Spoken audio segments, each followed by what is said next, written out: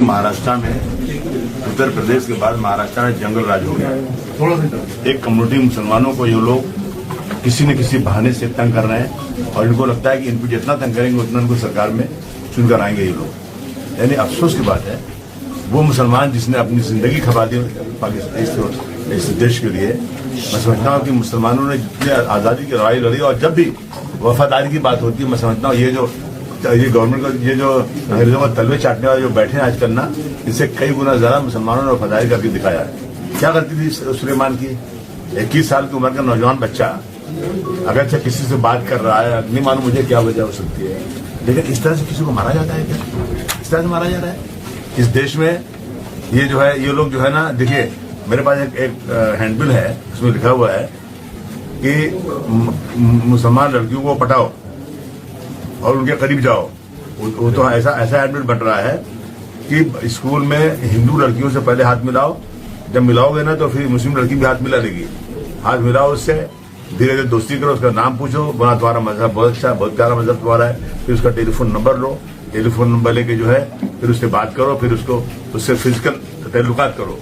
यानी इस तरह की चीजें लिखी हुई है और जो करेगा काम उसको पैसे दिए जाएंगे। अभी मैंने एक पढ़ा था बेंगलोर में 5 लाख रुपया देंगे कोई मुस्लिम लड़की से शादी करेगा। तो ये देश में हो रहा है।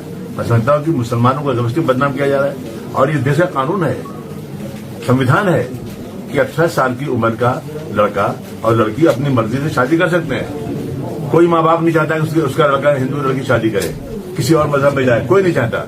लेकिन लड़के अगर ऐसा कर रहे हैं तो इसकी वो नहीं है। अभी आप देखेंगे बहुत सारे लोग, राज बब्बर देखेंगे, राज बब्बर साहब हिंदू है, मुस्लिम लड़की शादी हुई है। आप संजय दत्त देखेंगे, मुस्लिम लड़की शादी हुई है। बहुत सारे है इस तरह के। लेकिन अभी जब से ये 2014 के बाद से इन लोगों ने मुसलमानों पे इतना जुल्म जाति बढ़ा दिया है कि मैं बम्बई में था, मुझे लगा मुझे जाके मिलना चाहिए, देखना चाहिए क्या मामला क्या है, और सरकार कुछ सुनती नहीं है। ये लोग जो है ना, जब आप देख लिए ये जो साध्वी प्रज्ञा सिंह है, इसको जो है जिस तरह से गिरफ्तारी हुई थी उसमें लैपटॉप पकड़ा गया था। ये लोग जो है बैंकॉक गए थे, ये लोग इसराइल गए थे, नेपाल गए थे कि हम जो है इस देश में हिंदू राष्ट्र लाने की मुहिम चला रहे हैं और जरूरत पड़ेगी हमको मदद करना आप लोग। अब छूट गए वो लोग। अब सोचिए कि जब सरकारी चाहेगी, जो इनकी रोहिणी सालियान जो इनकी सरकारी वकील थी, सरकारी वकील तो एविडेंस देती है, उसी पे सजा होती है। रोहिणी सालियान ने कहा कि मुझे प्रेशर है कि मैं इन आरोपियों के साथ नरमी बरतूं। अब बताइए, आरोपियों के साथ नरमी बरता जाएगा तो छूटेंगे कैसे? ये अगर नरमी होगी तो उनको सजा कैसे होगी? ये सोचिए आप। और मालेगांव ब्लास्ट हुआ, शब बारात के दिन सब मुस्लिम पकड़े गए। अब शब बारात के दिन मुसलमान अपनी मस्जिद में खुद क्या ब्लास्ट करेगा, ये सोचने की बात है। उन्होंने फटाफट मुसलमानों को पकड़ा और जेल में डाल दिया। और इसी तरह से मक्का मस्जिद हुई थी हैदराबाद में, मक्का मस्जिद में ब्लास्ट करने वाले मुसलमान, ये हो रहा है देश में आज। और सरकार बैठ के मजा कर रही है। जुल्म बढ़ता जा रहा है, बहुत जुल्म बढ़ता जा रहा है। मैं जाके बात करूंगा सीएम साहब से, लेकिन मुझे उम्मीद नजर नहीं आती। अगर ऐसे ही होगा तो फिर क्या होगा? हम कानूनी कार्रवाई करना चाहिए, क्या कर सकते हैं, वकीलों से बात करेंगे।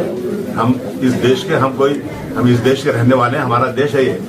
हमको यहाँ किराएदार नहीं, हम मालिक हैं यहाँ के। ये लोग जो अंग्रेजों को तलवे चाटते थे, सरकार भी आ गए आजकल।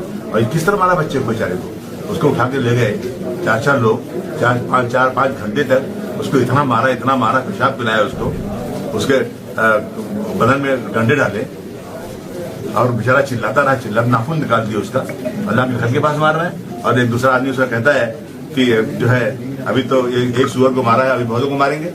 इतनी हिम्मत इनकी हो गई है। कानून अपना काम नहीं कर रहा है कि कानून के रखवाले जो है ना चुपचाप बैठे हुए हैं। मैं बहुत सीरियस लिया मैंने इस चीज को। मैं जाकर मुंबई में क्या कर सकता हूँ करूंगा, और मुझे पूरी हमदर्दी इनसे है। वकील करेंगे, इसमें SIT की मांग की जाएगी। देखते हैं कितनी बातें सरकार सुनती है। मांग क्या है? हमारी मांग यह है, कुछ नाम दिए हमको इन लोगों ने, उन सबकी गिरफ्तारी होना ही चाहिए। FIR किसने किया? आपने किया। अब यदि कह रहे हैं तो आप उनको गिरफ्तार कीजिए। आप इंक्वायरी क्या कर रहे हैं? आप आई विटनेस है, ये कोई मतलब हुआ क्या? आई विटनेस बोल रहे हैं, आप तो गिरफ्तार नहीं किया जा रहा है। मांग हमारी है कि SIT बनना चाहिए और यहाँ की लोकल पुलिस हटा देना चाहिए। सही सच्ची इंक्वायरी होना चाहिए और ऐसे आदमी को फांसी की सजा मिलना चाहिए। उम्र कैद भी नहीं, फांसी की सजा। मकोका लगना चाहिए। जो लोग ऐसा इस तरह का मकोका लगाइए, देखिए मकोका लगा दें या और कुछ लगा दें, लेकिन जब तक सीरियस नहीं होंगे ना ये लोग, गवाह को लाइए, गवाह बनाइए और अच्छी तरह से केस को चलाइए, तभी होगा। अभी शादी प्रज्ञा सिंह में तो सब कुछ लगा था ना, सब हटा दिया सब उन्होंने और कह दिया कि इसके साथ में नरमी बरतो, छूट गए। अभी तक जो जांच की पुलिस ने, आप सेटिस्फेक्शन?